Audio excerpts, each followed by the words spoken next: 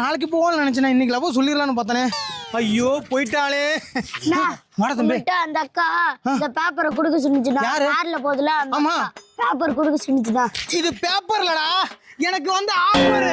ஐயோ சூப்பர். போடா போடா போடா. என்ன லெட்டர் எல்லாம் கொடுத்துருக்கா? ஒருவேளை 90 கிட்ஸ் பிள்ளையா இருப்பாளோ? எதுவா இருந்தா என்ன, அவளும் 90 கிட்ஸ், நானும் 90 கிட்ஸ், எல்லாம் மேட்ச் ஆகும். தம்பி புறா லெட்டர் புறா. இதை நானே படிச்சா ஒரு மாதிரி ஆயிடுவேன், அதனால நீ படி.